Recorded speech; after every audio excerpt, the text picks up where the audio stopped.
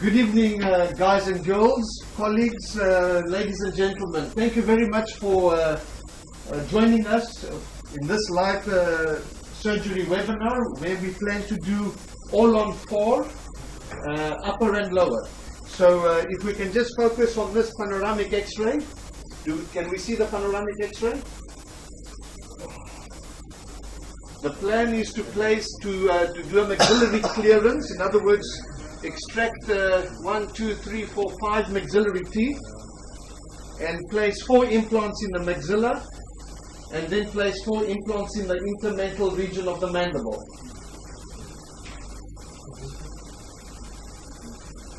Nikos, can I make the plan on the panoramic or not yet? Yep.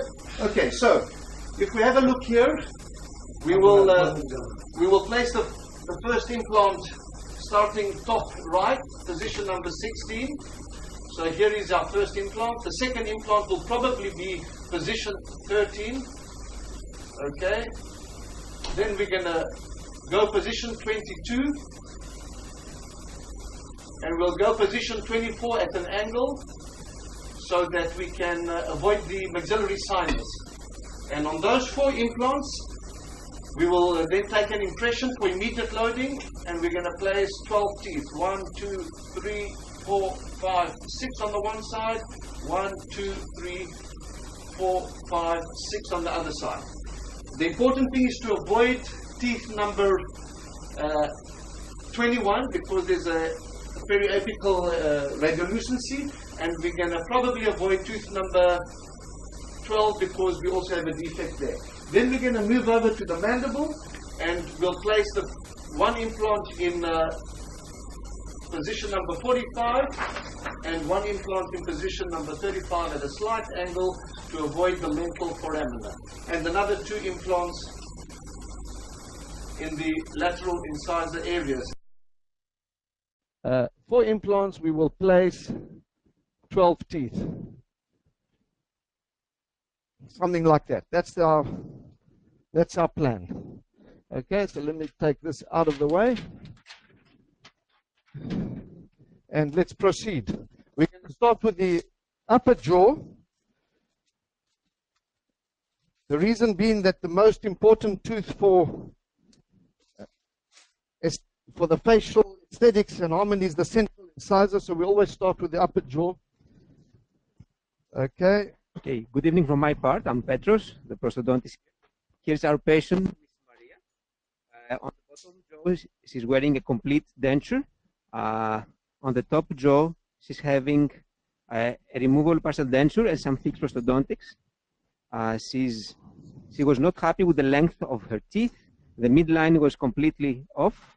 So what we did, like an hour ago, we added some composites.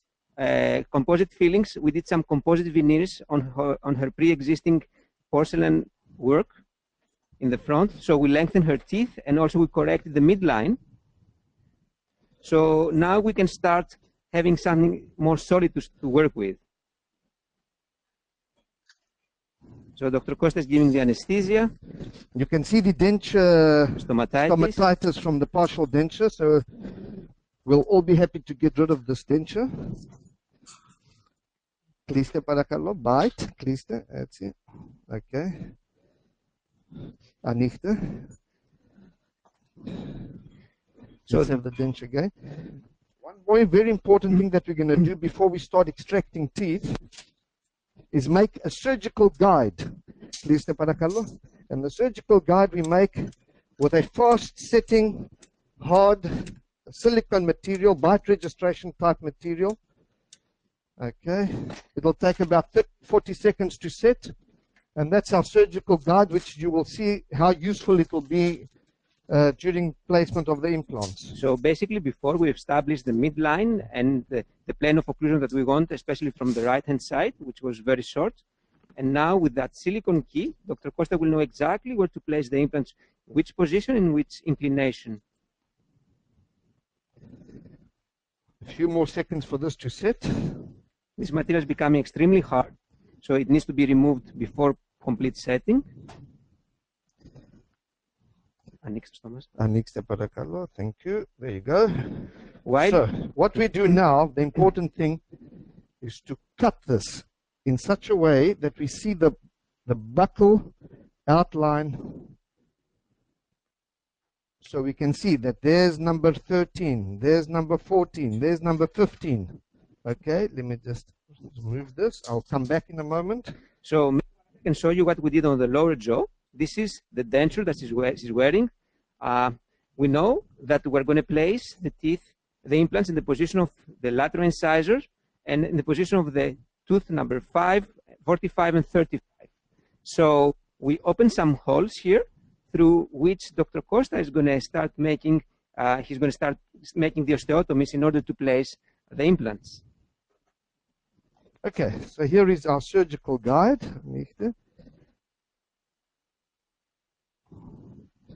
And we know that over here is tooth number 13, right here. And we don't want the access hole to be like the angle of the implant to be like that. We want it to be like that, the prosthetic angle, of course. And we're going to use some angled implants to get our access holes in the palatal position. So this is tooth number 13, right there. Okay, let's take this out.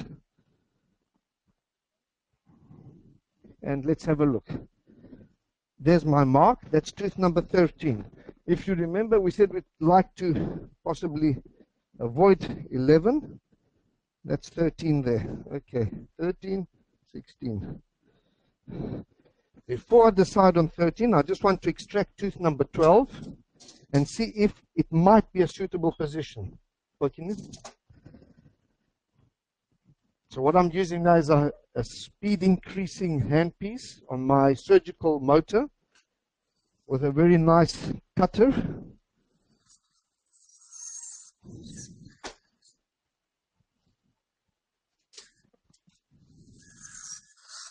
See how quickly it cuts through metal ceramic.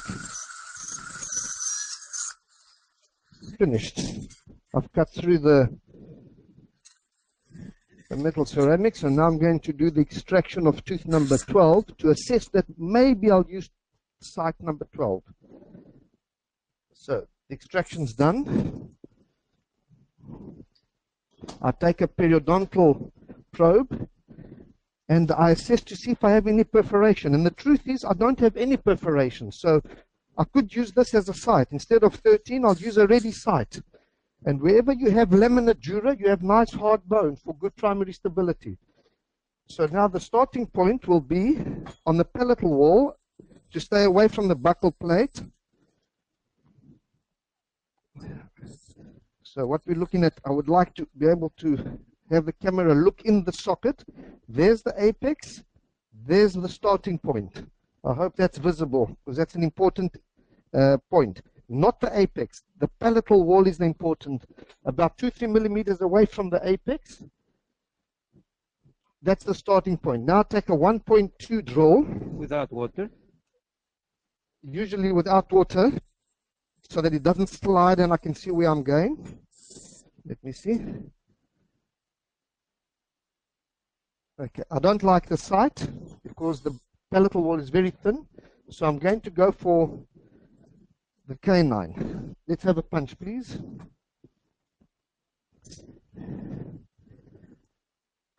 So I'm aborting the lateral and I'm going for the canine. So I'm using a punch here. Why are you using a punch? I'm using a punch because on the scan I can see that I've got enough bone. So if I can avoid a flap so that to minimize soft tissue changes, I will do that. So what I've done is I've removed a plug of soft tissue and I need a round burn now. And also you have enough keratinized. Yes, I have enough keratinized, which is important. No water so that it doesn't slide all over. Okay. Now, how do you feel the bone of Miss Maria? It's quite good quality. It's not, and you can see it from the scan as well that it's a, I would call it a type type 2 to 3. So now I'm using a 1.2 drill, and I'm going to let this take me within the envelope of the alveolar crest, alveolar ridge. And as you can see, this is too far labial, which I expect and I know, because that's what the scan shows, that it's going to be like that, but I'll correct it with a coaxis. So look at where the axis hole would come out, right on the incisal tip, and that's not what we want. We'll correct it with a 12-degree coaxis. So this is a 1.2. Now take a 1.5 draw. This is a 1.5, but with irrigation. And I just ride the same plane again. There. Now, I take a perioprobe, and I make sure I haven't perforated anywhere, that I haven't gone out of the buccal of the palatal plate. So I'm okay. Now, this is a 2 millimeter draw, 2 by 20, 2 millimeters by 20.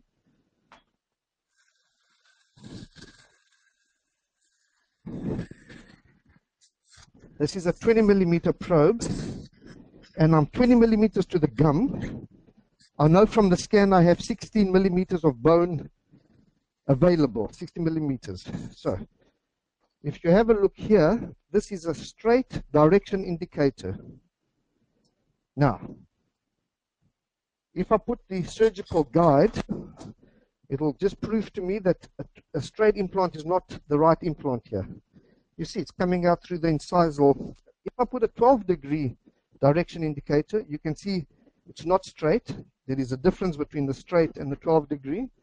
If I put the 12-degree direction indicator like that, we've corrected the prosthetic axis of the implant by 12 degrees. Because remember, I want to do a screw return prosthesis, so the inclination of the implant is very vital. So this is better, but still I wanted a bit more palatal. I now take,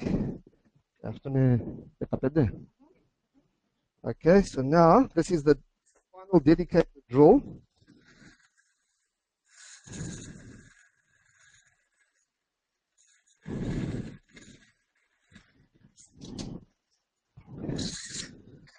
My soft tissue height, by the way, which I'm measuring with the probe, is about 5 millimeters.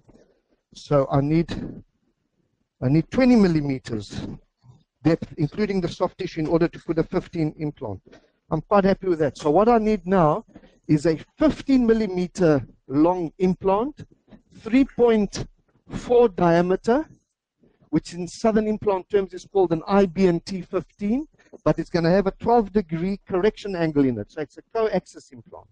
In order to achieve subcrestal angular correction.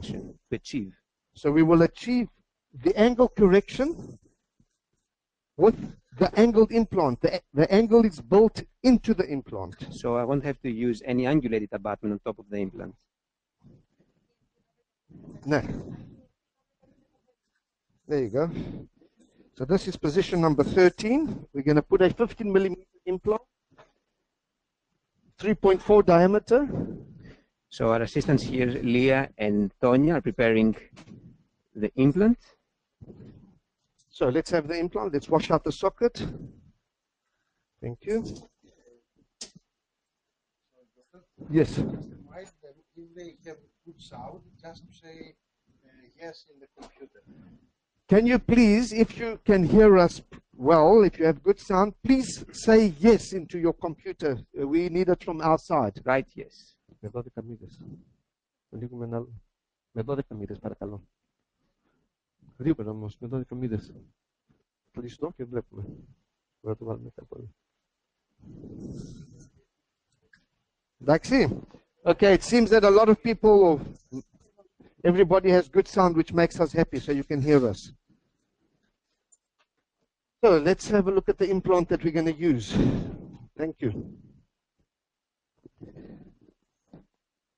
So this is the implant. Can we focus on it maybe? There you go. If you look, it is an implant that's 15 millimeters in length. It has a machined surface cervical area, or a collar. You see that there's a part that's more machined surface and there's a part that's rough. So if you look at this area here, this here, the implant starts from here to here. This is the fixture mount, the blue part. So this part is machined surface. And The reason it's machine surfaced is to help minimize and prevent peri-implantitis. So, here we go. It's going in very nicely. Now I want you now to look at something important. As the implant is going in, I can stop it, and then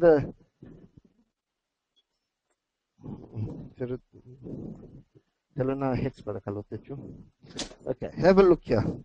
So this is the correction angle, and this is the long axis of the implant.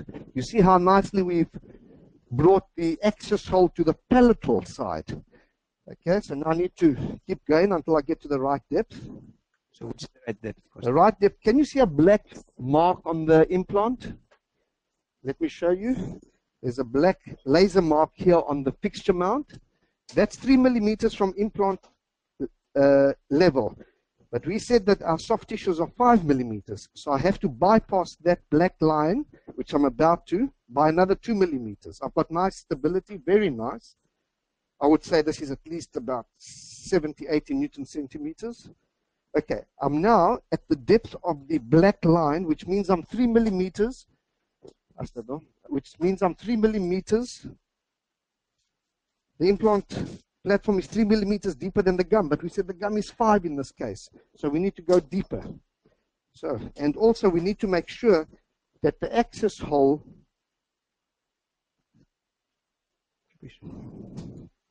stops on the palatal and not on the buccal. Imagine if it starts on the buccal, it will make it twice as bad as it would have been if it was a straight implant.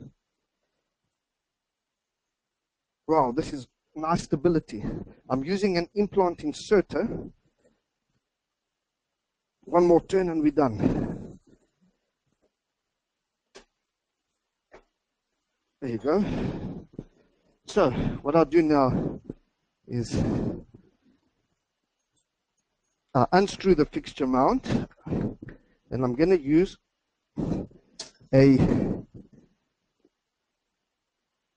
an implant protector or a bone mill cap, and I'm going to bone mill any interfering bone there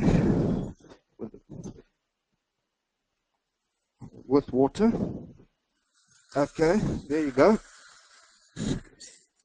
So now I'll remove. Can we put a 2 millimeter abutment, please? AMC2. Yeah. So why are you bone milling, Costa? So I've bone milled interfering bone that would interfere with the seating of the abutment. So that when the multi-unit abutment is placed in a minute or so, it seats properly and we don't have any interfering bone. That's quite an important point. Otherwise, you'll take your post-op X-ray and you'll find a gap between the multi-unit and the... Right, there you go.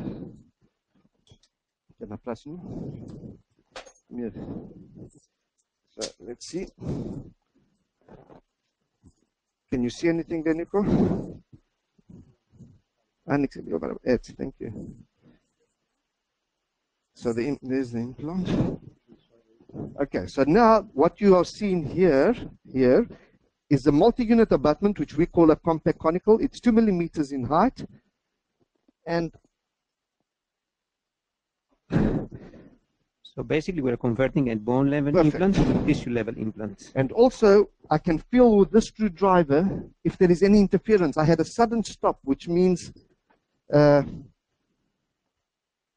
was no interfering bone. Now I need to torque this.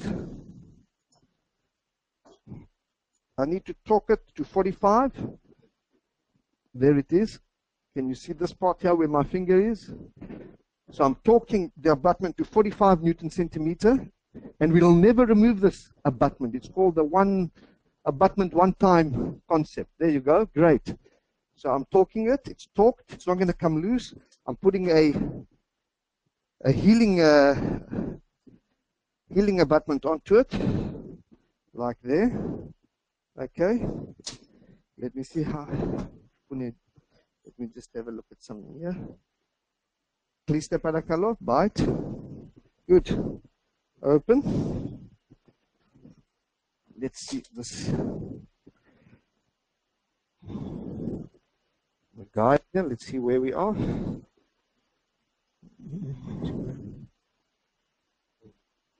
Okay, the guide is in place. I need to, and look where the, there you go. So we are sure we're going to have screw retention. Great. Okay, so now we've done the one. Let's go on to the next implant. The next implant is going to be tooth number 16, this one here. So we need to extract it. But I'm not going to use an extraction forceps because I may risk fracturing the buccal plate. I need a fast handpiece with a cutter. And what I'm doing now is I'm cutting the crown off here.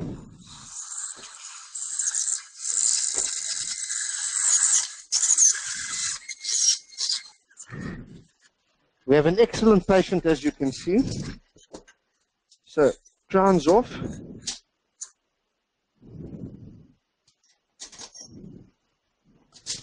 Right. Let's do this. Get rid of everything. And now, what we need to do is drill through the tooth. So, here we go. Next one, please. 1.2. So, over here.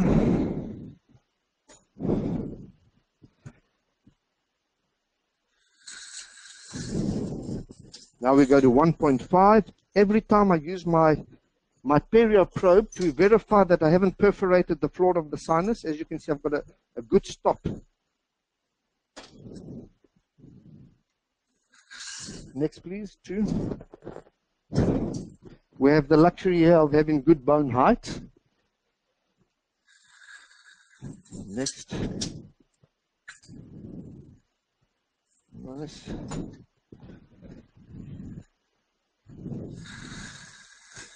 Next one. Next.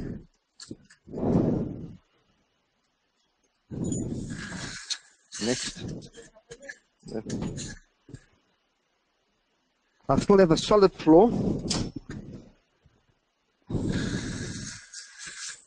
Okay, before I carry on, I'm going to separate these roots, remove them, and then decide if I'm going to draw wider or not.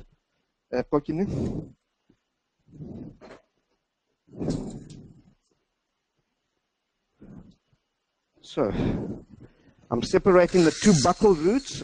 I'm separating the palatal from the distal buccal, the palatal from the mesobuccal. I'm now going to use an elevator, separate everything, and elevate the roots out. Thank you. So, this is the distal buccal root. Okay, let's go for the mesobuccal root. There's the mesobuccal root. There's the mesobuccal root. The crown cutter, this one here. Can we just check it, please, and we'll tell you in a moment. And we're left with the palatal root, which is this one here. Okay, let's have a look here. So I'm very happy with this osteotomy here. I've got bone everywhere. I have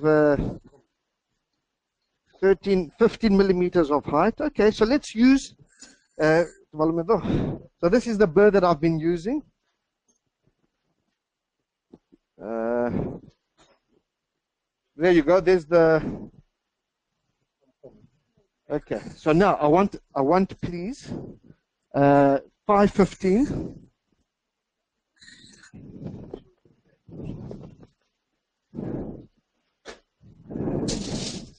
This is a 515.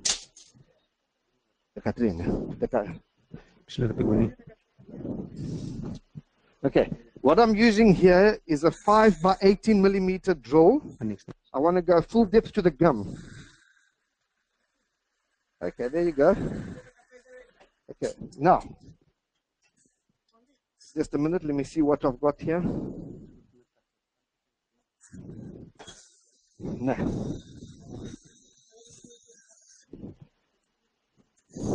What I need, please, I need a 6 millimeter by 15, 6 by 15 implant, triple BT 15. So, please have a look here. Can you see the osteotomy? Is it visible? Okay, μισό λεπτό, βάλε αυτό εδώ. Βάλε αυτό. We're going to show you the osteotomy in a moment with a better view.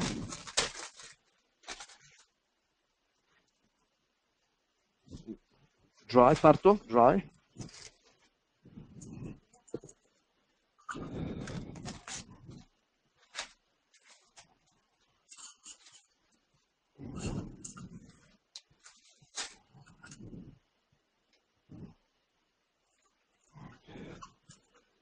Let's see if we can have a look at this osteotomy.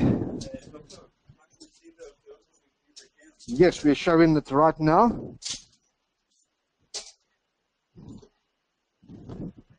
Okay, we have another. The light has gone yellow.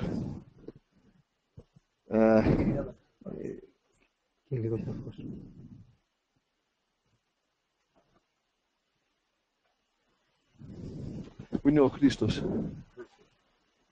Ο ψηλός ο Χρήστος.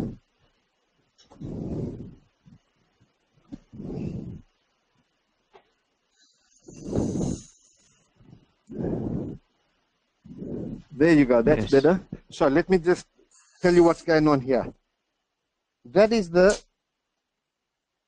palatal root, distobuccal, osteotomy, mesiobuccal.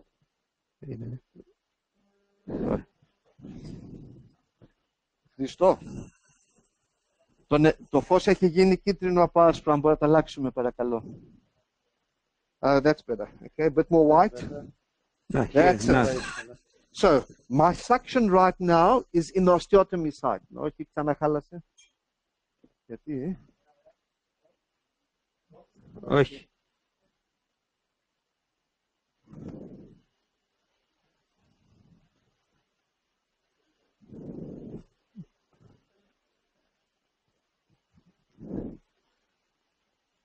There you go.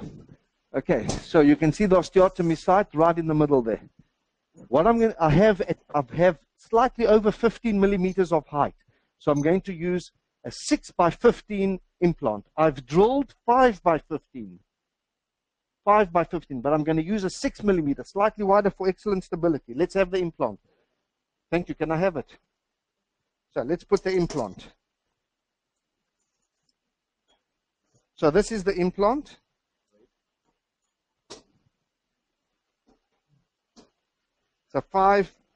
It's a 6 by 15. 6 by 15 straight implant. 6 by 15 straight implant. Here we go. Right. There. Okay, the motor just stopped. Okay. And now we will use a zygomatic implant inserter. Is it possible maybe to get the whole implant inserter in the picture? With the handle? You know there? Just so we can appreciate the size of this instrument. It's used for zygomatic implants. So we're placing an implant in the position number 16. We've got nice stability. Okay. Yeah. Wow, nice stability, yeah. And I want to make sure that the whole implant is in the bone. We don't want any threads out of the bone. We want to be slightly subcrestal, about 1 millimeter under the bone. Because don't forget, this is an extraction socket. There you go. So, what we need to do is test this with a torque wrench now. Wow, that looks nice. Makri? No? What is it? So, let's put a torque wrench on here. I'm pretty sure it's well over 45, but let's check. So, this is... So, there you go, 45. You can see that that it's not going anywhere. I go 45 and it's not going anywhere. Now, if I really wanted to know how much torque we have here, we have what we call a power wrench, which goes up to 250. It's more, it's like an experimental wrench. I'm sure this is about 100, this one here. Let's see. Okay, if you have a look here, it's exactly, the first line is 100. So it's 100 newtons. There you go. Can you focus a little bit there?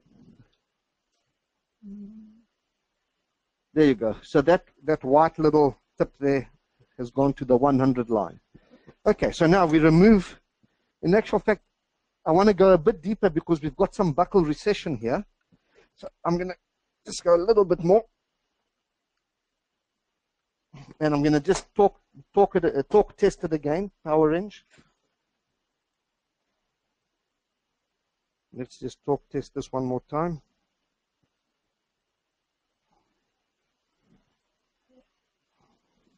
Do you think that over-torquing could cause a problem? No.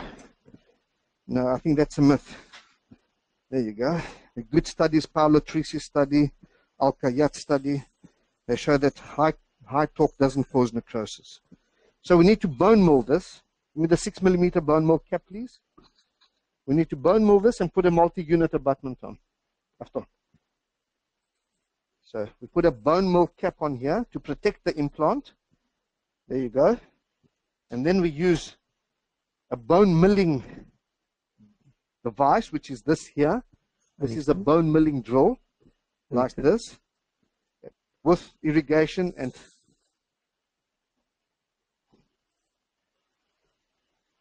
there you go. Okay, so we've removed any interfering bone, and we're going to put a multi-unit abutment that's dedicated to the 6mm size implant.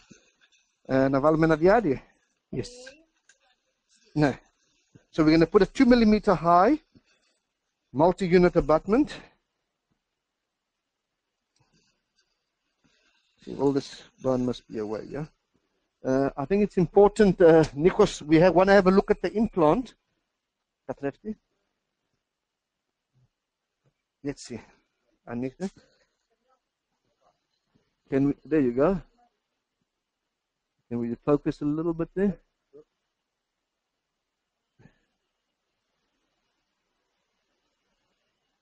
That's it. So please note that this implant has 3 pinholes because we don't want to damage the hex with high torques. So there are 3 pins in the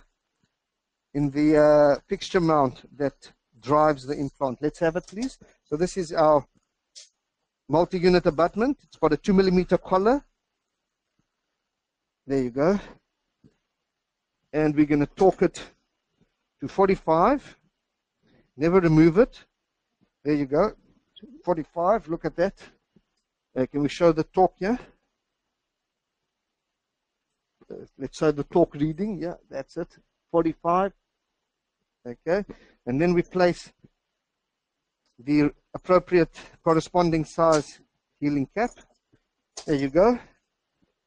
Let's keep that there. And what we're going to do now is put in our, and everything looks pretty good. Okay, so now before we carry on, it's appropriate now to put the lower denture back in and take a bite registration.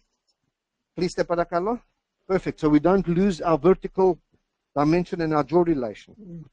Open for me, please. Thank you. So we've decided to maintain the same vertical to the patient.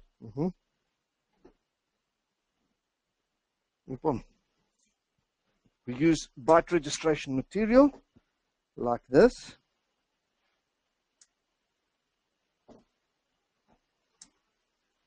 Before we remove the other teeth. Okay. Please there you go. She closes in the same position. Stable position. Stable position. Like that. Using the lower denture.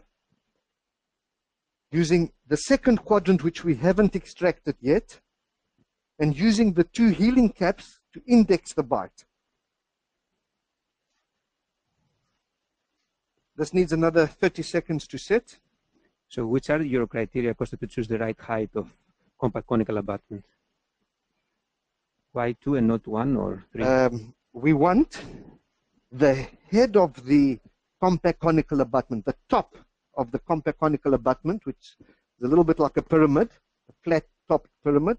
We want that to be just under the gingival zenith of the buccal gingiva.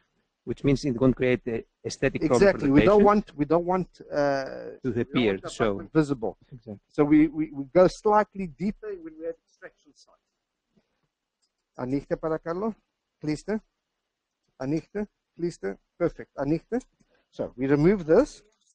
There you go. Okay. You see we've indexed with the 2 healing caps. This is the one healing cap. There's the other healing cap. We've indexed that. We've got the denture, and you'll see how we're going to keep on relining this. But before we carry on, very important is now we make a new surgical guide, which we're going to index on these healing caps, and we're going to use the labial and buccal surface of these teeth as our guide. So you'll see now what we're going to do. I'm just changing gloves now.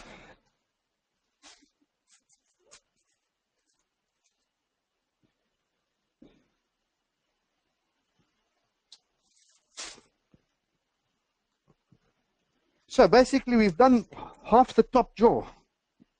We've done it flapless. It's not always possible to do it flapless, and it's not essential to do it flapless. We prefer where possible to do it flapless so that we have minimal post-op swelling and minimal post-op soft tissue changes, because we're going to put in the temps in about 6 to 8 hours and the permanence in 1 week. So let's take this out and let's cut this. Yeah, have a look at what I'm doing. I'm cutting here, just at this angle, just a little bit, so I can see exactly where the teeth are. Okay, so there's, now if I extract these teeth and I index this on those healing, I know exactly where each tooth should be.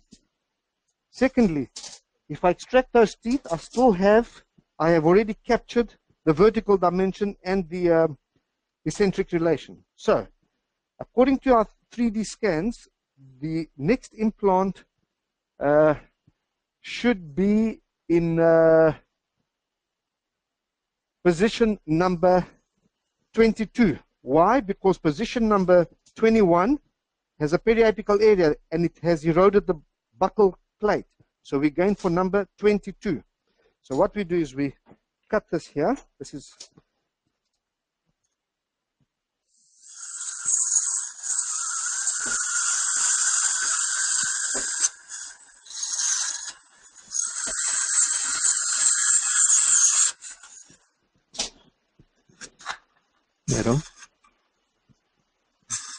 Bravo. So what we're going to do is we're going to extract one tooth at a time. So we keep the other teeth as a guide, as a reference, as a direction indicator, like a GPS. So we've extracted. Okay, we're going to give a bit more local here.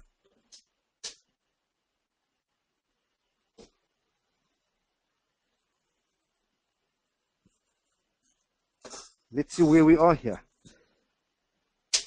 Great. No perforation, solid buccal plate. Let's see if this is a good site.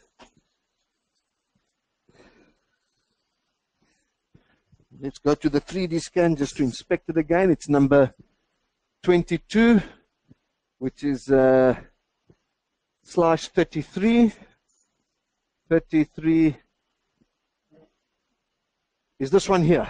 So this is where we are. We are right here.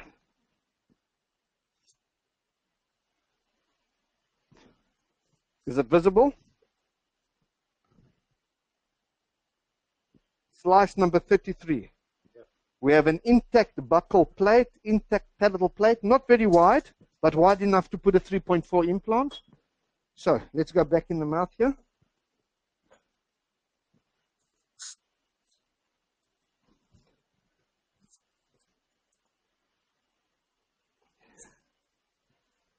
I'm drilling a little bit more towards the palatal.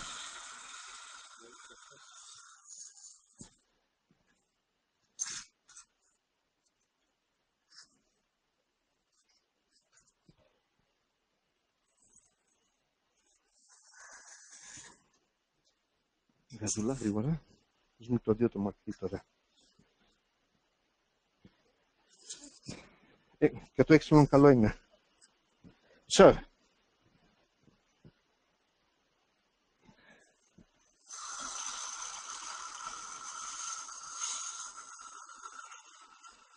this is a 2mm drill, and I'm 20 to the gum. I'm 20 to the gum. I know from my scan that I've got 17mm of bone. I know the soft tissue here is 3mm, at least 3 to 4mm. So I think I'm correct. I now put a straight direction indicator, straight. And obviously, the straight implant is not the right implant here, because look where it's coming out of, the incisal edge. No good. It's coming out through the incisal edge. If you have a look here,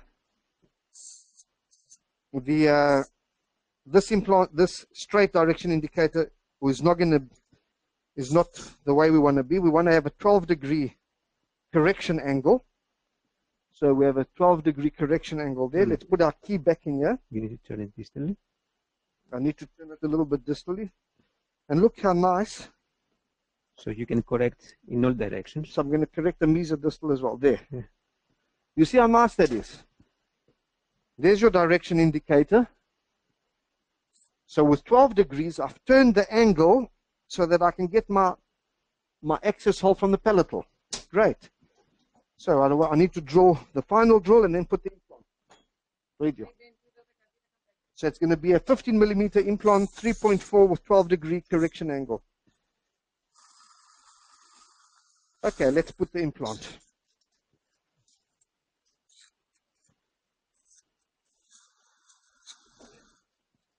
I'm going to do a final test to make sure that I haven't perforated. I've got palatal wall intact, buccal wall intact, apex intact, not through the nasal cavity. Everything's fine.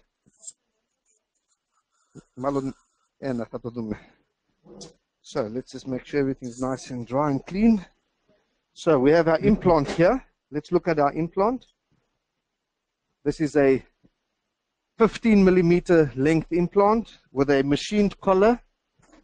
The apical, the coronal 1/3, it's smooth.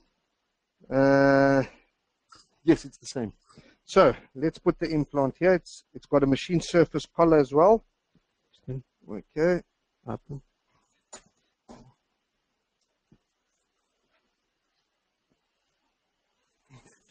Up. Άλλο up.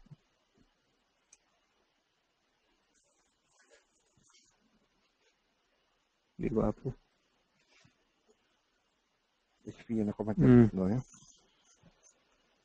So now I'm 3mm below the gum. I need another at least 1 or 2 turns. Okay, let's just see what stability we have. So this is 45 Newton centimeter stability. We have our access hole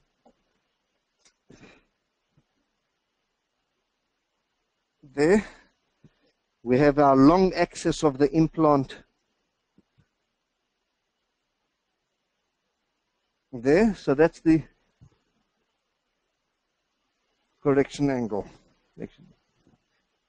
No problem. So let's remove this fixture mount. Let's bone mill and place a multi-unit.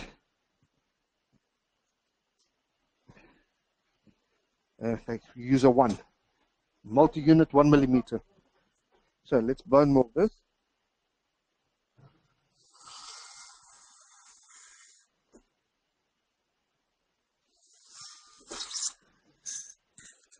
Okay.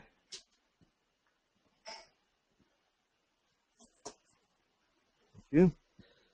Make sure no bone is left here. Λίγο πίσω το κεφάλι, πίσω. Ψηλά το πηγούνι. Έτσι, μπράβο. Okay. Is that more visible in the camera? Πιο πίσω, έτσι. Ευχαριστούμε κυρία Μαρία.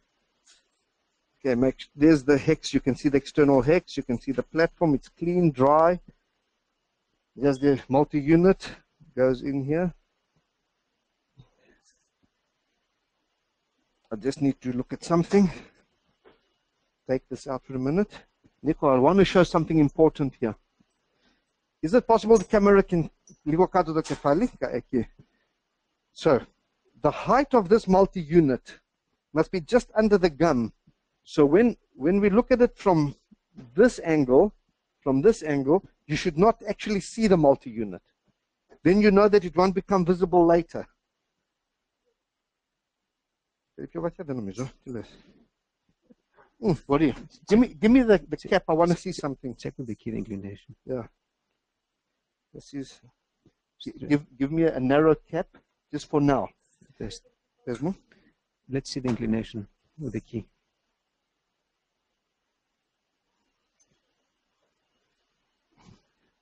Certo?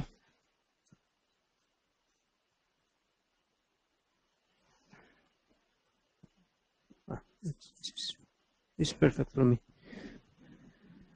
Okay, that's good enough in terms of Yes. screw retention. It's palatable, but I'm not sure if it's good enough in terms of depth. If you look at this, it's much deeper than this. So I think we need to go at least one turn deeper.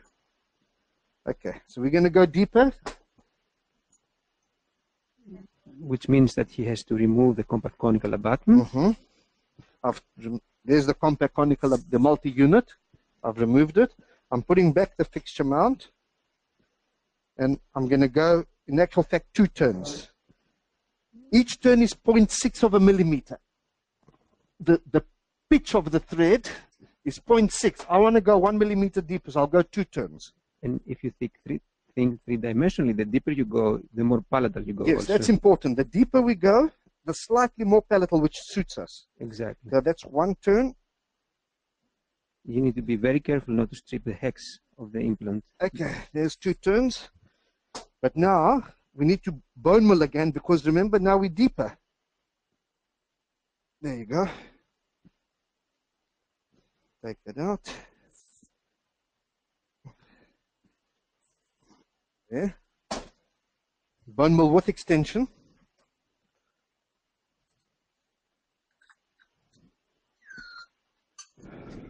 Thank you.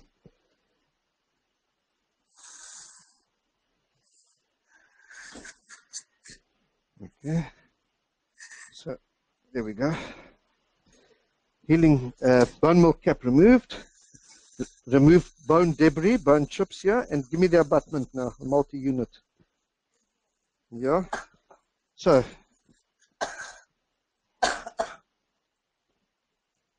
Upper. Πάμε πάλι εδώ.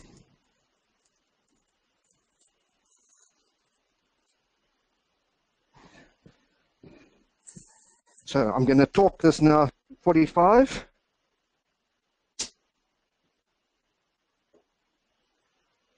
Good. I don't think I can put this wide healing yet because it's interfering. So what I'm going to do is I'm going to put it on later. I'll put a narrow one on for now. Let's have a 6 millimeter narrow We one. like the wide ones because they keep the soft tissues open and it's easier for me to place the prosthetic work later. So now we've got to remove this tooth, number 4, and place an implant here. Let's just go to the X-ray now. So what we need to do is go to, let's go to the panoramic first. So there is tooth number 4. I want to go at an angle like that, to avoid the maxillary sinus. I could go further back here, but then I have to put a shorter implant. So I'd rather go like that, and which is slice number 39. Number 39, there it is. There's slice number 39. So I've got good height. I've got intact buccal and palatal plates. Here it is, number 39. That's where I want to put the implant. Okay, let's go back to the mouth now. We're going to have to cut this bridge.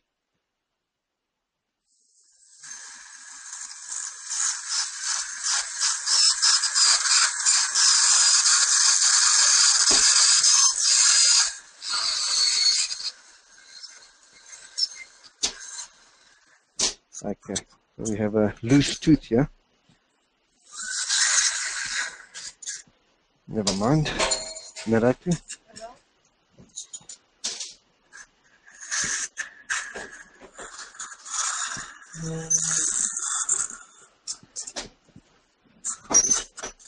Okay, actually there was no point in cutting that. That was a cantilever. It was a pontic. Digo to pico further. So let's number up a little bit more here. So we need to remove this tooth here.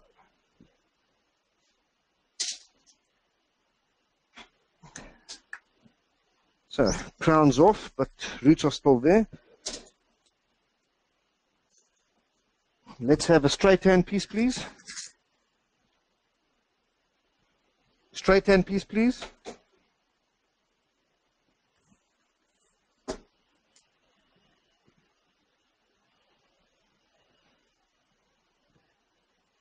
Vladi. Let's see if I can put this. No, still can't use it, so I'll use the narrow one. 6.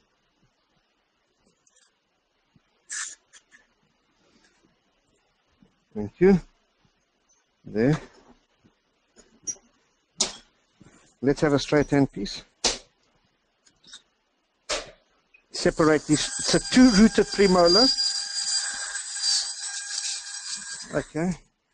So I've separated the buccal from the palatal root, and I'm going to use this very useful instrument with a very sharp tip. What's the name of that? It's a Hugh Freedy instrument, and I can give the code to whoever wants it. We call it Tonya. There, and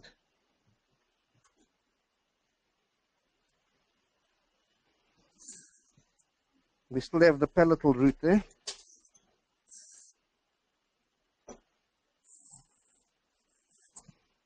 Tonya.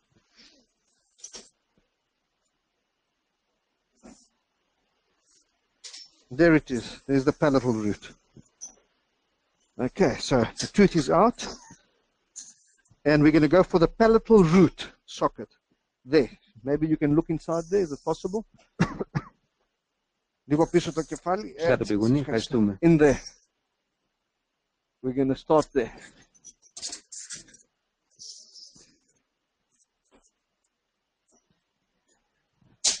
So this is a 1.5 draw. I'll start like that at an angle. Remember, we want to avoid the sinus. So we want to go at an angle like that. There.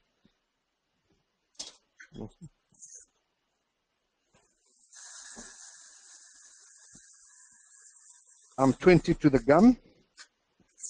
There you go. This is a 12-degree direction indicator. It's not straight, it's got 12 degrees built in, so I'm going to correct it mesiodistal, not buccopalatal this time, mesiodistal. And let me put my key here. I can even correct it palatally. There, I can bring it more palatal if I want. There. Okay, now if it was a straight one, look at the straight. It's coming out to buccal, and it's coming to distal. The distal, it's not so important. The to buccal is the problem. So we want to definitely use a coaxial implant with 12 degrees. There you go. Could you use a 24 degrees here? No, I think I'll manage with a 12. So what I need, and in actual, and we're going to have 2 cantilevers on this side. So I'm thinking maybe to to use a 5mm diameter implant. I think I can fit a 5mm. So this is the site that we, number 39 slice is where we are working, and the diameter here, or the width rather, is like 6mm. So we'll use a 5mm implant, but remember it tapers, so it's 5 only right at the top.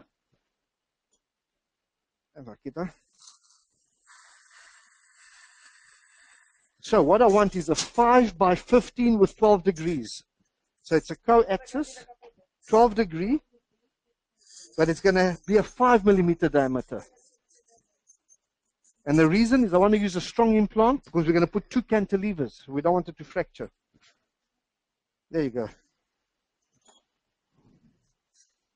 Oh, and by the way, no sinus involvement. I'm palpating with this perio probe. It's a 20mm long perio probe. I'm palpating everywhere. I don't have any sinus exposure. Let's go here. Let's wash out. Let's do this one.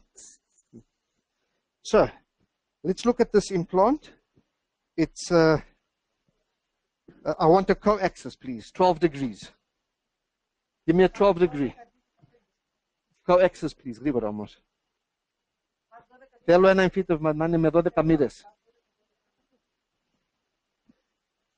we're going to place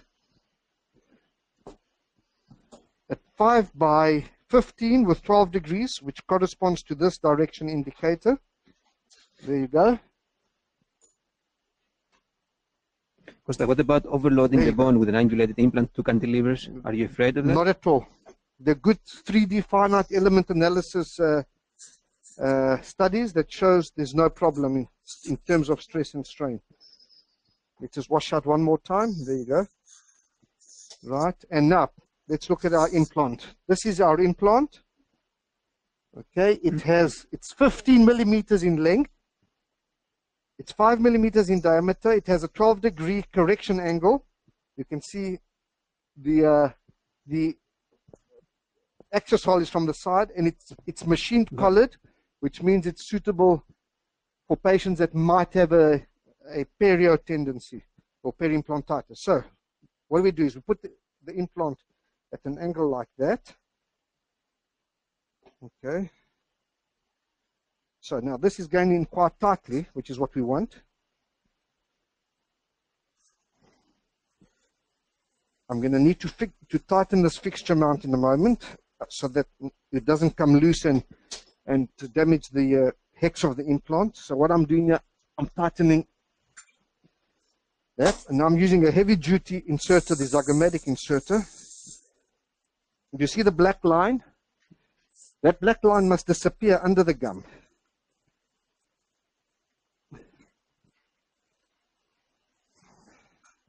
It's disappearing, which means I'm 3mm below gum level, and I need a millimeter or 2 more because it's an extraction site. We're going to put a multi-unit. Last turn, and we're done.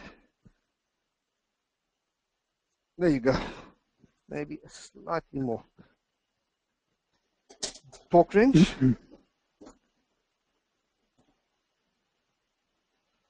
So let's put the torque wrench on here. 45, it's not going anywhere. Look, solid as a rock. Let me put this here.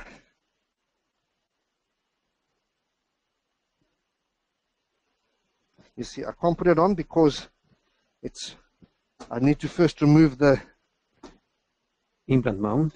There's the implant mount. Let's put a bone mill cap now. There's the bone mill cap. So I can do the bone milling, but before I do that, let's check the position. Now, watch this. There you go.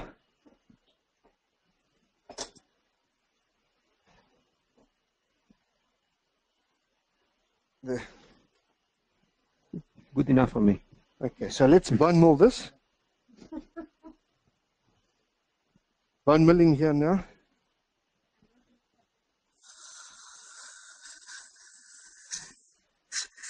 I would like to go one more turn. I want to make it slightly deeper. Fixture mount, please. Thank you.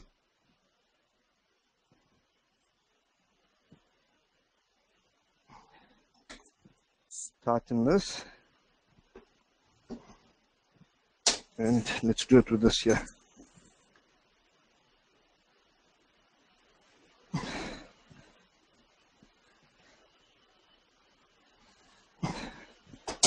Let's remove this. Okay. Let's bone mill it again, please.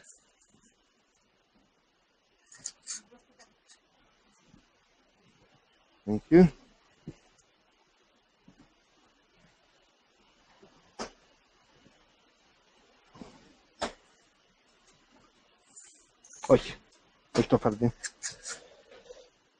I've gone slightly deeper and I've also gone slightly more palatal. Because the deeper you go, the more palatal it goes. And mesial, κύριε Κώστα. And more mesial, correct. So let's have a, no, just a minute.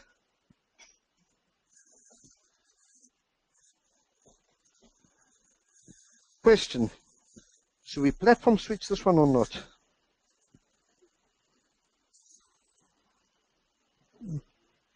Well, this is a 5mm diameter multi-unit. If I place this one here, then I'm not platform switching. Personally, I think that this is number 4. Mm-hmm. So it's going to be a premolar. So this is a bit wide for a premolar. Yes. So let's platform switch it. But on the other hand, there's the question of 2 cantilevers at the back. Correct. Let me, before I talk it, let's just have a look. Yeah.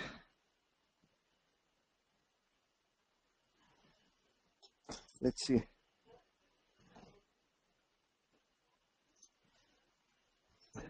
So have a look at where it's coming out of. There, right there, which is nice. It's perfect. So it's, let me just see in relation to the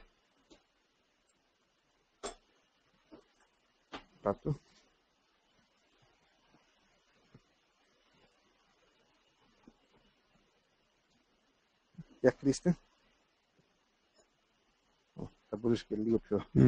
Okay, open. Okay, what we're gonna do is I think we're gonna platform switch this. I prefer a platform switch. So let's put a yes. We're gonna put a 4mm multi-unit on a 5mm implant. So what's the disadvantage of placing a 4 platform switching now? The prosthetic stability isn't as good as a 5. Which the truth is that we never see loosening of our abutment or of our prosthetic work, even with 2 cantilevers. If they have passive fit, so now you're using a gold compact conical. What is that, Costa? I'll tell you in a moment. Let me just get it on. This is a titanium nitride coated multi-unit, something very new.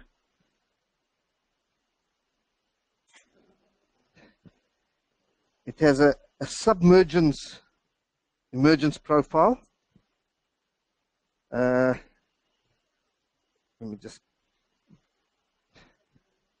It's a little bit different to the original multi-unit. It has a submergence. It's more concave. There's a concavity here, which is more tissue friendly as compared to the traditional one. So just wash dry this. It means that you don't need to bone mill as much. As much, yes. But still you need to make sure that all the bone is removed in order to have perfect fit of the compact conical onto the implant. Suction, suction. Oh, be careful. No, it's here, it's here. It's here. Okay, here we go. I think it's the path of insertion. I have an issue here. I need to bone mill one more time, please. Yeah. Yeah, Ferto. Bone mill cap.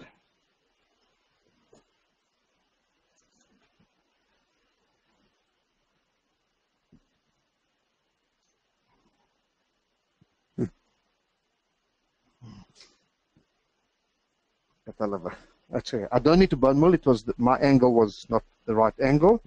Give me the abutment. Let me put it.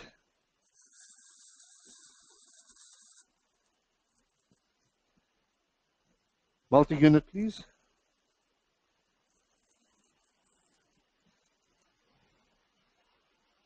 Clean and dry.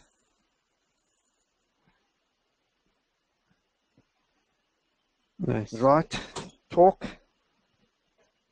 45 Newton centimeters always. There you go. 45 Newton centimeters. Okay. And let's put on our healing cap. There you go. Good. I'm happy with that.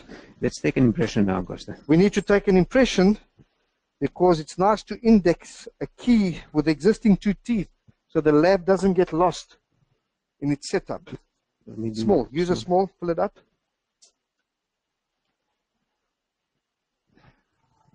This here goes there. Okay. We can work with that. We can work with that position. We can work with that position for screw retention. So there's the key.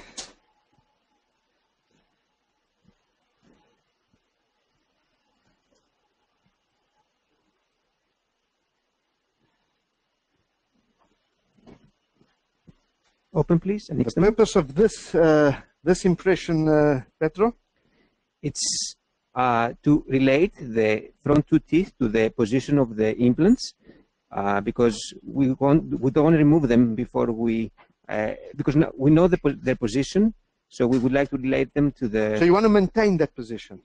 I know how long they are. I know that I have to lengthen them for about 2 millimeters.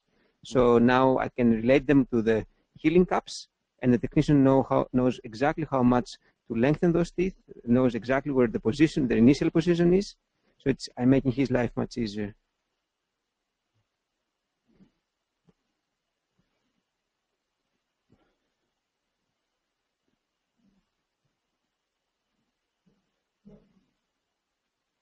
If I would remove those teeth without taking an impression, the technician wouldn't know exactly where to place the lateral incisor, where the central incisor, where the midline is, the inclination of the midline. But now he will know. I need to wait for another half a minute. So what's left to do now is to extract those two front teeth. Well, it's actually one tooth. It's one tooth plus a cantilever. Yes. Extract that tooth. Place the the wider healing abutment on the implant number 22, and take the reline or add onto the bite registration and take the impression on the top, and then go to the bottom. And give me 10 seconds. Okay, so now the next thing to do here is to extract this here. Okay, done. You can see the periapical granuloma here.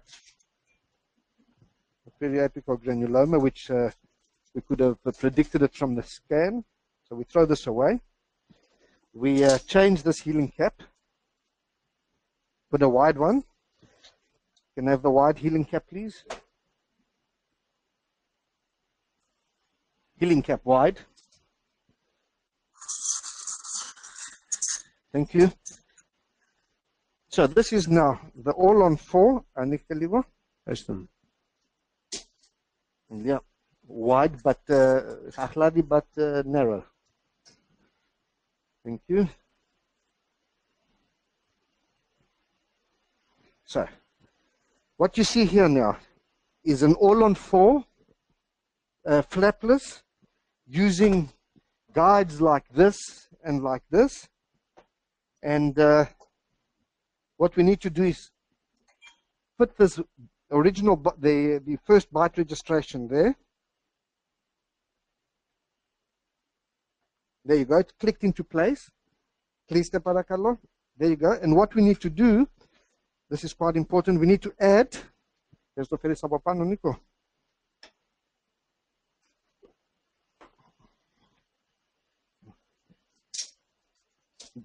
Το κεφάλι πάνω ή κάτω. Κάτω.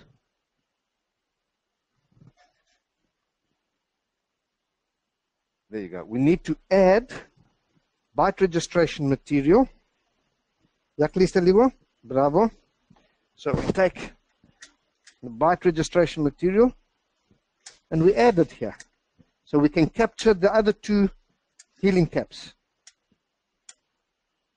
Very nice.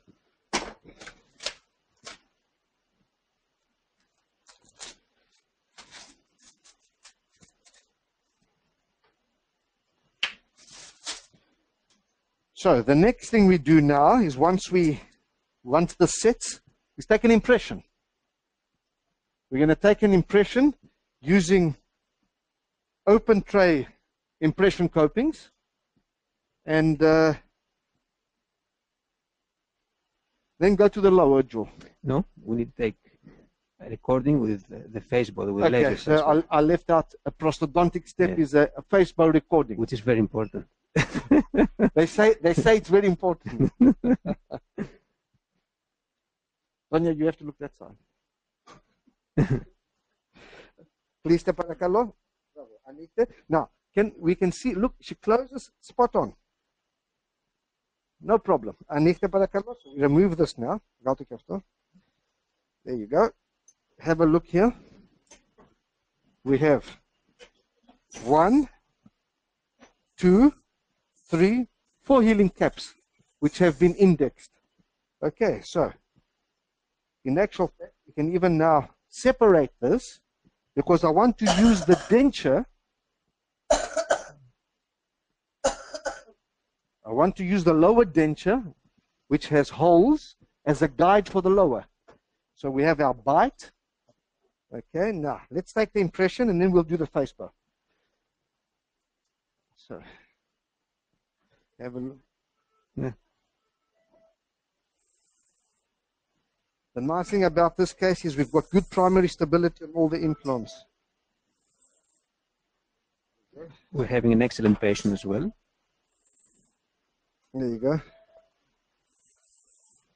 Yes, so this is a wide, which goes here.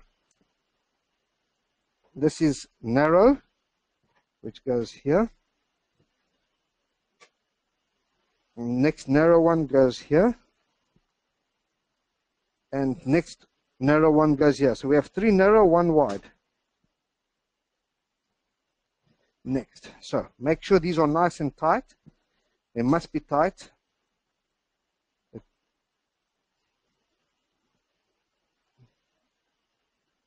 If you're not sure about them sitting perfectly, you need to take Okay, reapical X-rays. that one.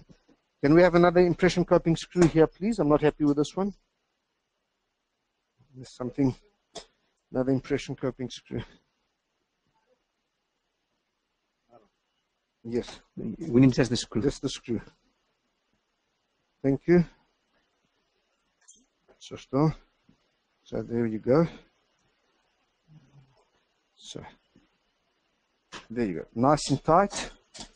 Let's have a look at them. Ανοίχτε όσο μπορείτε. Look how nice and parallel they are. They don't need to be so parallel, but with 12 degrees, you usually get them fairly parallel. So now we take one of these trays and we break some holes in them. So this is number 2. Let's go to number 2. You see, I just broke that one. That one's number 4, 3, 4. There you go. This is number 3, 1, 2, 3. And this is number 6, 4, 5, 6. There you go. Now, I may have to still make some adjustment. Let's see. That's fine, that's fine. This one needs a little bit distal and buckle. Let's see. So let's just break that there. And there you go. Let's see now. So we've made a nice open tray in about 1 minute. There's the open tray. You can see it there. You can see impression coping screw, impression coping screw, impression coping screw, and impression coping screw. So we're going to fill the tray and we're going to fill the mouth we're going to fill the upper jaw and around the impression copings with a very hard impression silicone material, which is actually bite registration material with a very high Shore hardness value of 54. So these must be nice and dry, no saliva, and off we go. So look at this here.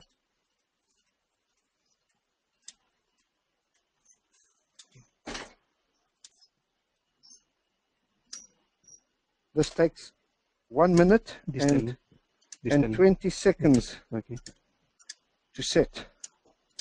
So we've got to be fairly quick here. There you go. Perfect. I've got all 4 holes. I've got all 4 impression coping screws through the tray.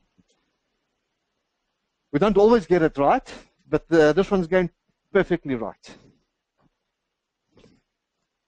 The important thing is to use material that's quite hard so that the impression copings don't move in the impression material. And also because we have usually more blood than this, you don't want 6 minutes setting time. You want quick setting time. It's also the comfort of the patient. Yeah. So we're almost done with the top. Tell us, Petra, about the what you're going to use the face bow. We're going to use a face bow, which is from Paradent, Zone Cois. It's a face bow which has 2 laser beams. With 1 laser beam, we're going to be able to locate the midline, and the other laser beam we should in such a way so it's parallel with the Camper's plane, the alatragal line. So it's more a dentofacial analyzer, midline and occlusal plane type of. It's a kind of face bow. Yeah. It's going to help us to mount the upper implant model in such a way so it's parallel to the plane of occlusion, parallel to the floor. The midline is exactly where it should be placed. Okay, so now we are 1 minute and 40 seconds. This needs 1 minute and 20 seconds. So we waited 20 seconds extra. We know it's quite hard. We unscrew the impression coping screws. I like using these long screwdrivers, make my life easy. As you can see, even in the position of the 1/6, it's easy to work with long extraoral screwdrivers. Look at that. There you go. And here. There. So we've unscrewed all 4 now, and here we go. Have a look here. These things are rock solid. Nothing's moving here. They are very nice and stable in this material. Okay.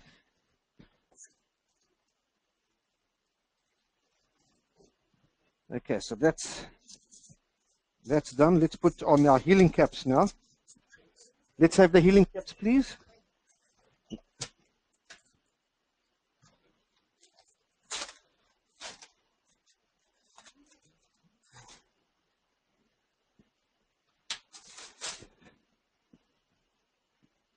There are different kinds of healing caps. You need to be sure what kind of healing caps you are using, because you need to give the same to the technician, because he's going to be mounting the case, and if he's going to be using different kind of healing caps, then the mounting is going to be wrong. We make sure that things are nice and dry and clean. We don't want gum or not even blood, if possible, to be lodged between the healing and the... Let's have the next one, please. And one more.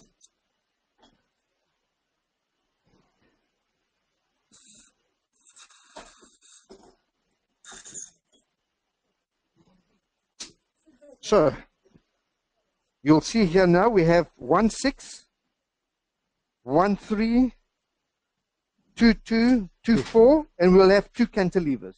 So on the one side there'll be no cantilevers, on the other side there'll be 2 cantilevers. Nothing wrong with that.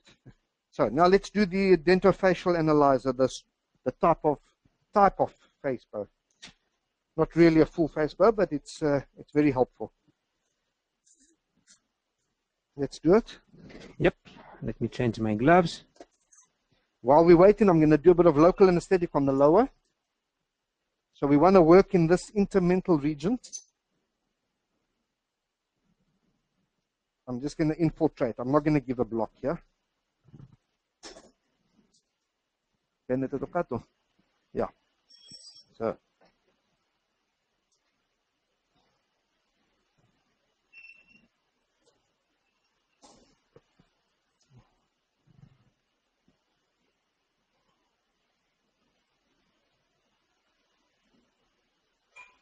Okay. Γαζούλα.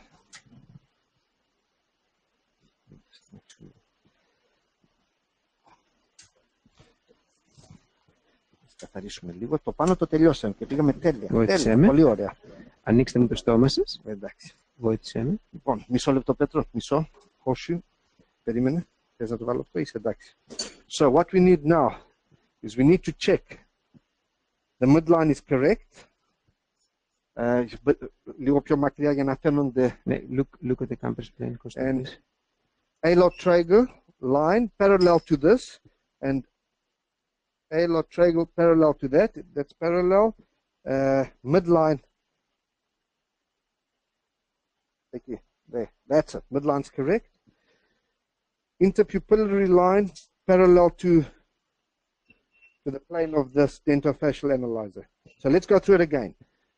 This plane here must be parallel to the interpupillary line to get Yes. the occlusal plane reasonably parallel with the horizontal. Midline, there's a laser line. It's not very visible because of the light here. There's a laser line here so that we can get the midline correct. And then we want this to be parallel to the A-lot tragal line here. And we want this to be parallel to the A-lot tragal line on this side. Okay, so this is the laser track dentofacial analyzer by John Coyce. He's the designer of it, Coyce, John Coyce. Okay, I think it's set now. No, it's set. So, you want to explain here now what you have? Okay, those are the healing abutments. Would they fit exactly here? And we're going to use this mounting table, which you can separate from the face bow. Just do it again, Petro, because it wasn't Okay. visible. Click it on and click it off again. Okay. So we remove that from the mouth. And you can see here the healing abutments. 1, 2, 3, 4. You can remove that from the face bow. And now we're going to use that in order to mount the upper implant model to the articulator.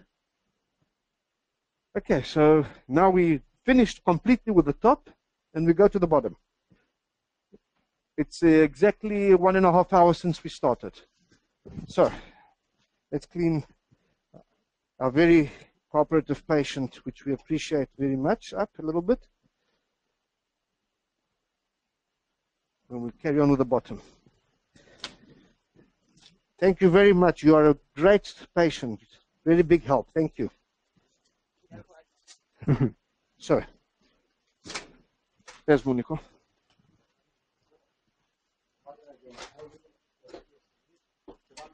Αυτό κράτησέ το. So, we have a 5-minute break for questions. Fantastic.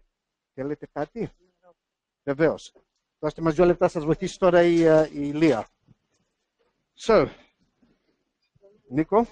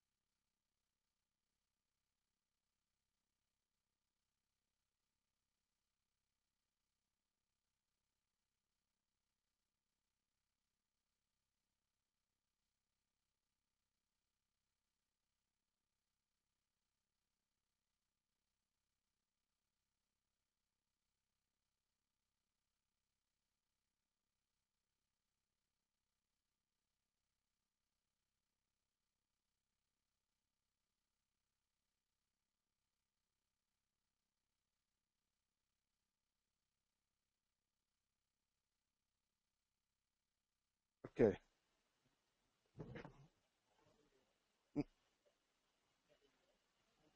Okay.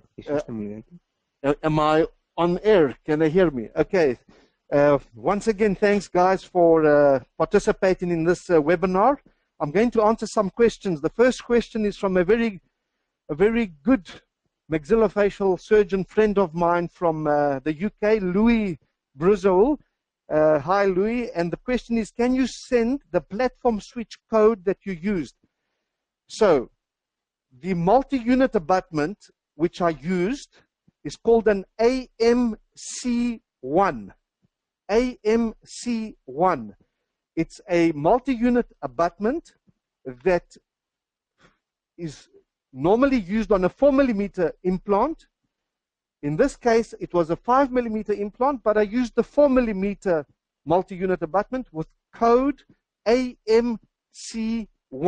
That's the Southern Implants code. Next, can I have the next question? I answered Louis, which was right on top. Okay, the next one is from Evangelos Kotsogiannis. Γεια σου, Ευάγγελε, and I'll read it in Greek and I'll translate it. Ήθελα να ρωτήσω με τι χειρολαβή και φρέζα κόβεται τη γέφυρα. The translation is, Evangelos would like to know with which handpiece and what burr, what drill do I cut the ceramo-metal bridge. So the handpiece that I use is a W&H red ring. It has a red ring around it. It's a speed increasing handpiece. If I remember correctly, it's a 3-to-1 or a 5-to-1 increasing. 3-to-1, yeah? It's a 3-to-1 increasing handpiece, and the code is WS-92E/3. I'll repeat it. WS-92E/3 by W&H. And the burr is a crown cutter. It's by Comet, K-O-M-E-T. It has a very long reference number. It's like almost like a passport or something. H4MC XXL314014. I'll repeat it. It's by Comet, and the code is H4MC XXL314014. The next is by Ramiz Chaudhry, the periodontist from New York. He says, Dr. Costa, it's Ramiz from New York. I'm sorry, but at what talk do you make the call to load? Ramiz, a guy by the name of Paolo Trisi, in a recent publication in JOMI, I think it was January this year, 2017, did some research, and his conclusion is that if you have a ISQ value of 68 to 72 and an insertion torque value of 45 Newton centimeter, you can load immediately. What we use is we don't use an insertion, we don't use an ISQ because we simply don't use the resonance frequency measuring device. We just use the torque wrench, minimum 45 Newton centimeter. So we like to have a minimum of 45 Newton centimeter. If we don't like to immediate load. I hope that answers the question, Ramiz, and thanks for your question. Then there's a nice comment from Eleni Katsaiti. Thank you, Eleni. You said magic hands. Thank you very much. Then Dennis Kristofovich, good evening. Looks very easy. Which torque was for the implants? 45 Newton centimeter minimum, but I'm sure in this case, due to the good quality of bone, I'm sure we had like about 70 Newton centimeter in most implants. In actual fact, in one of them, we had over 100. That was the 6mm diameter implant in the 1/6 area. Then Eleni Samu says in Greek, and I'll translate it, υπάρχει κάποιο βοήθημα για την τοποθέτηση με σωστή εγγύς από κλίση του coaxial εμφυτεύματος? The question is there some assistance, like a direction indicator, something to assist you with where to stop the coaxial implant. And the answer is the guide, that silicone guide, that key that I used is a big help, and also the 12, 24, and 36-degree direction indicators. I only used the 12-degree direction indicator in this case, and that's because it's not an extreme case, so I wasn't going to use 24 or 36 degrees. Then Theo Odysseus from Nicosia in Cyprus. Hi, Theo. What is the advantage of using angulated implant with straight multi-unit versus straight implant with angulated multi-unit abutments? Well, good question. Why should we use a coaxial implant with a subcrestal built-in angle correction and not just use a straight implant with a 17 or 30 degree multi-unit correction angle abutment? And the answer is as follows. Number one, a multi-unit 17 or even worse 30 degree abutment requires more prosthetic space than a 1 millimeter straight multi-unit. So there's a prosthetic space issue. Number two, with a little bit of recession, the 17 or 30 degree multi-unit becomes visible and becomes an aesthetic problem for many patients, especially in the aesthetic zone. And that is because an angled multi-unit abutment has a minimum requirement of 3.5 millimeters of vertical height. So it's an aesthetic issue, and it's also a prosthetic space issue. And the last reason why we don't like using them is because, especially with a 30 degree multi-unit abutment, the amount of titanium around the thread of the prosthetic screw channel is so thin at one point that these things notoriously break open. And that's a problem. When they break open, we have to replace them, etc. Can I add something as a prosthodontist? Yes. When you have multi-unit abutments which are with an angle, the forces are in such a way exerted to the screws that those screws are very easily getting loose, as opposed to the implants which are angulated, where the forces are perpendicular to the force, which to the screw, which means that they are not getting easily loosened.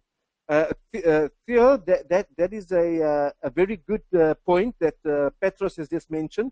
I have your contact details. Of course, we know each other from a while. I'm going to send you the 3D finite element analysis regarding what Petros is saying, which shows that you need a greater load to unscrew the prosthetic screw when you have a coaxial as opposed to when you have a straight implant. I don't remember exactly the numbers, but on an angular implant, you need, or coaxial implant, you need more than 1,000 newtons of load for that screw to get loose, as opposed to 285 newtons. Correct. For a. Yeah, I'll send that to you.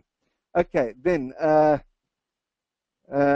Shun Sursdi, hello, Dr. Costa. Tell me, please, what kind of anesthesia you use on this case from Cambodia. Hi, Shun from Cambodia. We use Articaine, local anesthetic, with 1 in 100,000 adrenaline. So we use Articaine. The one that we're using is actually Septanest, but it's Articaine. It has 1 in 100,000 adrenaline. Then the next question is, or rather, before I go to the next question, the advantage of Articaine is it works extremely fast, like within seconds. The disadvantage, it wears off fairly quickly. Then the next one is, let me just go down here, from Spiridon Nicolaou. Congratulations, very helpful video. I just graduated.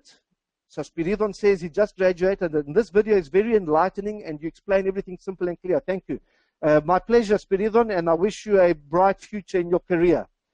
Sotirios Michalaki says you put a 5 millimeter implant in 6 millimeter bone in place 25. Is the bone enough to do so? Correct, Sotiri. I placed a 5 millimeter implant in position 25 where there's only 6 millimeters of bone. Yes, 6 millimeters of bone, but remember the implant I placed is a tapered implant. So it's 5 millimeters at the platform or implant level, and it becomes 2.5 millimeters to 3 millimeters at the apex because it tapers. So the truth is you don't have 2 millimeters of bone everywhere, but you do have 2 millimeters of bone surrounding the implant in sort of 80% of the implant. And also our platform switched that, and that's a nice built-in factor to prevent recession. And another good point here is that this patient has a thick biotype.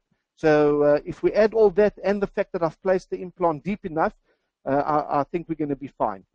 Then from Lazaros Touranis, hello Dr. Nikolopoulos, and thank you for the nice presentation. Why did you do the denture with holes in the beginning?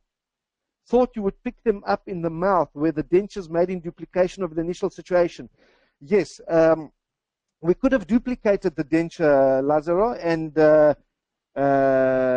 made the holes in the duplicate denture. But there's no real need here. We're going to use the denture as... we're going to throw the denture anyway. as a guide, and then we're going to take a normal impression. We're also going to use the denture for the bite registration, and in a matter of 6 to 8 hours, the patient's going to have her provisional teeth. So there was no real need to duplicate the denture. Then Theo makes a comment, outstanding presentation, world-class execution. Thank you. Thanks again, Theo. And Sankaran Naidu says, hi Costa, you and your team are amazing. What impression material are you using? And that's Dr. Sankaran Naidu from South Africa. Sankaran, we're using a thing called Stone Bite by a company called Drewe, D-R-E-W-E, from Germany. It's extremely hard, probably the hardest material in the world. Maybe there's something else similar to it. It's got a D-Shore hardness of 54, and I'm pretty sure you can get it in South Africa from whoever represents Drewe, D-R-E-W-E. In Greece, it has been private labeled with Southern Implants, and it's made by Drewe for Southern Implants in Greece. If you can't get it in South Africa from Drewe, Southern Implants Greece via Southern Implants in South Africa will be able to help you. If you're in the Natal region, Leanne in KwaZulu-Natal certainly can help you. Leanne from Southern Implants in KwaZulu-Natal. So thanks, guys. We're going to now go ahead with the lower jaw.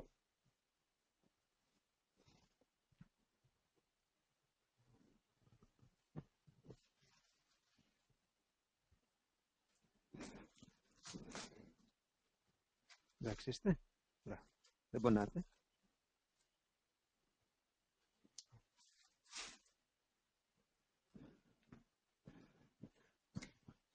Cristo, Nico. Bravo, Stelias também. Okay, so we're back with our patient. We put this horseshoe type retractor here.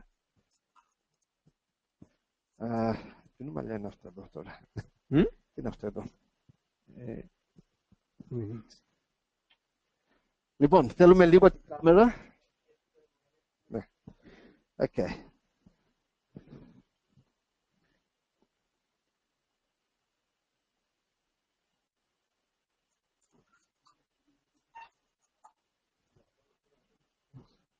Okay, so this is our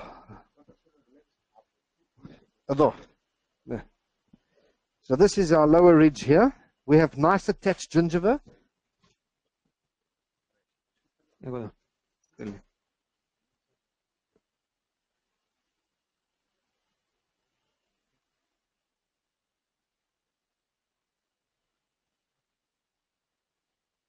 So this is nice attached gingiva here.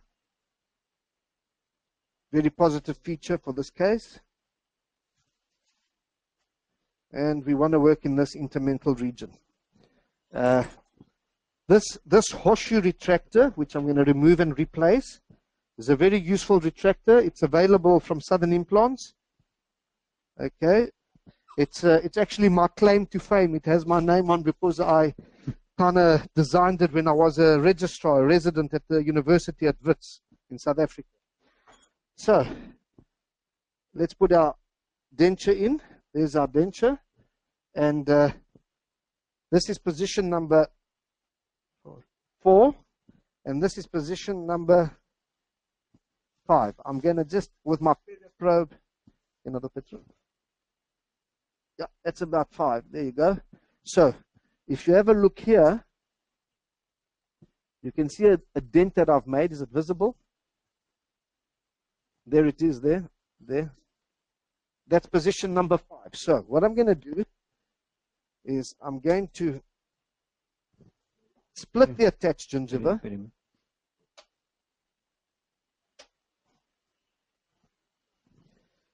How's the visibility? Are we okay there? So I'm splitting this attached gingiva here.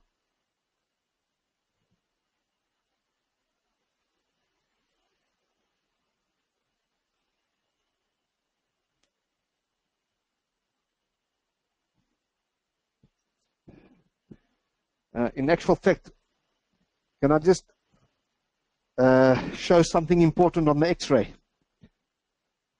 Can we go to the panoramic X-ray? How do I know that I can go to position number 5? Can you see this white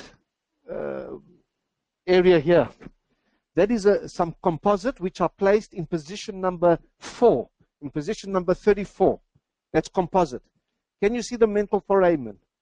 So if I go to position number 5 and I go straight down, I'm just in front of the mental.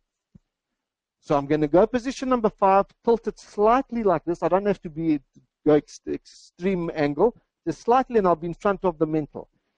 So the mental here is number 55. Go to number 55.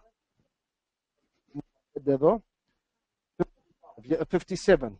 So can you see the Canada? Okay, so this is the left mental foramen. I'm going to go around about here. Can you see it's a bit knife edge? So we'll trim it, we'll table it a little bit.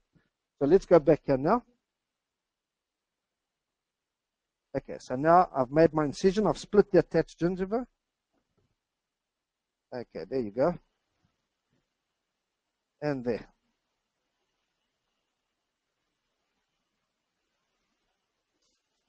Now, what I need is an instrument like this Lucas excavator on this side and something similar on the other side.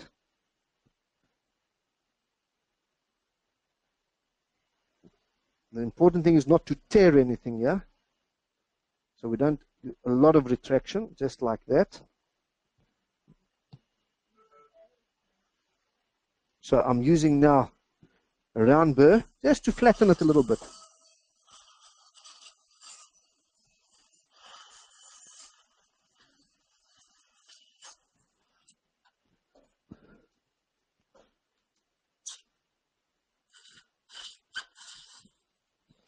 Okay, so now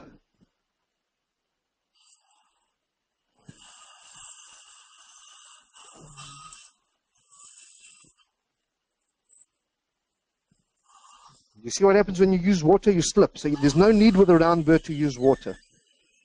You're going to draw all that bone away anyway. So there I am. To check if I'm in the right place, I put this guide, which is the old denture, back. I go into that hole. Look where I am. Exactly position. Number 35. Let's see. Yeah. Αυτό το δάχτυλο λίγο. Όχι. Έτσι. Let's see. Right. So we position number 5. I'm not to buckle. That would be wrong. I'm there so we can get nice screw retention. And in actual fact, what I can do is I can even do this. Look. Now that I've made my starting point, there you go. Put some water now. There you go. So let's get out of here and let's see if everything's okay.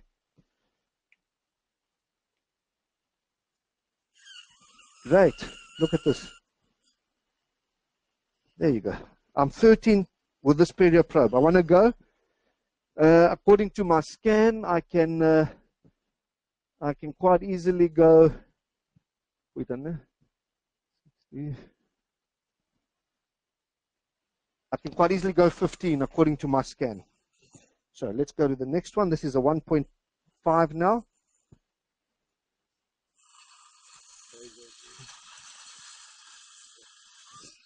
You must. Someone's in the way here. Who's in the way? I'm in the way. Okay, I'll get out of the way. Further, just changing my suction. Oh, sorry. Το δύο μακρύ. Όχι, εσύ είσαι εντάξει που είσαι. So, this is now a 2 millimeter diameter, 20 millimeter length drill. So that's 7, 10, 13, 15. There you go. This is a 15 millimeter probe, and I'm about 16. Okay, so we are doing very well. Next one. Actually, before we carry on, let's use a straight direction indicator. Let's put it there. Let's take the denture. Let's put the denture there. Beautiful. Can you see, Nico? Is it visible? Okay, what if I take the mirror? Let's see if this gives us a nice picture. Όχι. Δεν φαίνεται. Έτσι opposite. Όχι. Τσακ. Θα δείξει. Okay. Μισό λεπτό. Θέλετε να δείξετε κι άλλο? Όχι. We're happy with the position. Let's now do the final drill and put the implant. Εδώ και εδώ. Έτσι. So this is now our final drill, which is a 3.something, 3.4 by 15.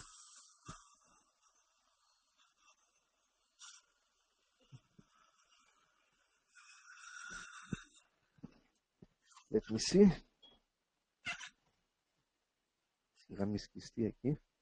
I want to show the intact buckle wall or plate. There you go. There. So I don't have any fenestration, which is nice. And I have a depth of 16. Leah, that's a 4 millimeter by 15. Let me drill a little bit here. This is hard bone. I'm going to drill with a 4 millimeter drill as well. This is pretty hard bone. So this is now a 4 by 15.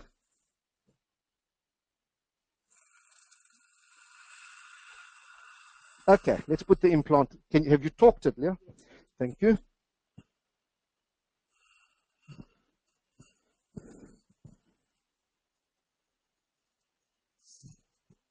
Okay.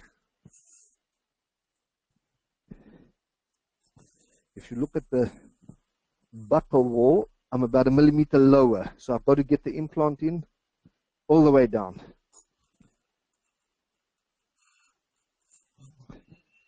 So this is again an MSC implant, which means machine surface cervical or collar. Okay, let's put the implant in now. Support level. Okay.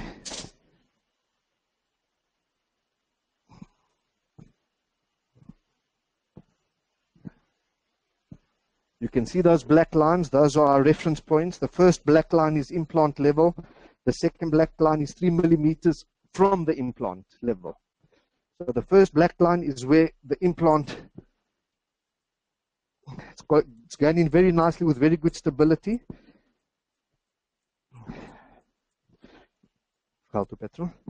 Can you see that second black line? That must be under the gum. That one must be under the gum to give you 3 millimeters of biologic width at least. Nice stability, very good. I would say about 100 and something. Let's have the power wrench. Let's see what we get. So we reset our power wrench back to 0, and we put this here.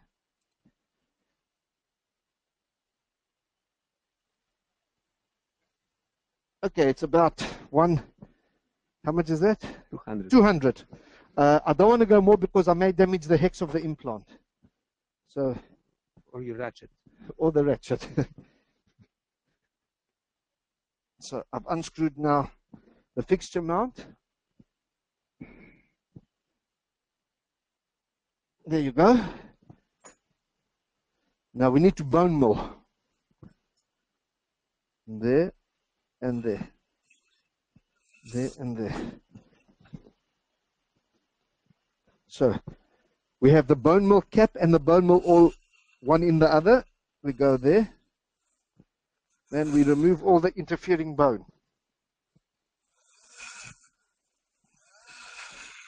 Now we reverse, remove, good. AMC1, we're going to put a multi-unit, straight multi-unit here. I'm going to put a 1 millimeter multi-unit, and if I'm not happy, I'm going to put a 2 millimeter. These are titanium nitride coated multi-units with a submergence profile. Gautam? What do you think, Petro? I think it's okay. It's okay. So, let's talk this now.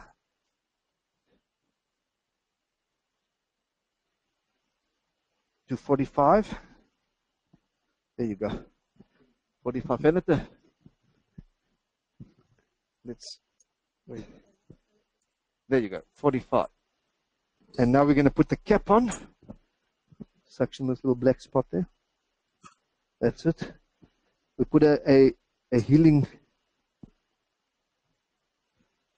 Notice the shape of this healing. It's nice and wide so that when Petros removes them in a few hours, the gums don't collapse immediately, so you can get the immediate loading structure in. Now, what we need to do is we need to maybe open this denture up a little bit, yes, because it does. This is wide, so it doesn't fit. It doesn't quite fit through here. So I'll need a straight handpiece with a big acrylic type burr. What you could do, Costa, you could use the thinner Yes. abutments. Take a bite instead of grinding. Okay, so what Petro says, which is right, let me use thinner healing abutments Just for the bite. just for the bite, and the patient will leave with the wide ones. So let's so remove there is that. less grinding involved. Less grinding involved, and so let's get rid of. Let's take this one out here.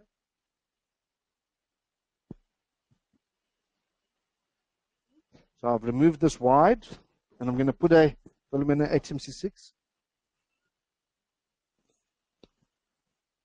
You see, this one is much thinner.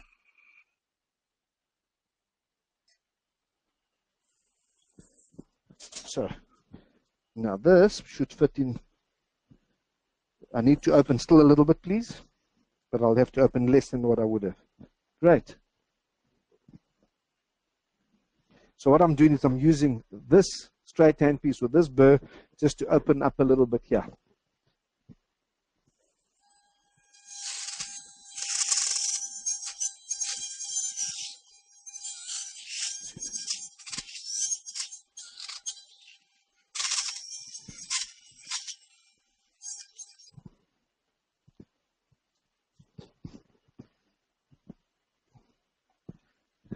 Now it fits nicely.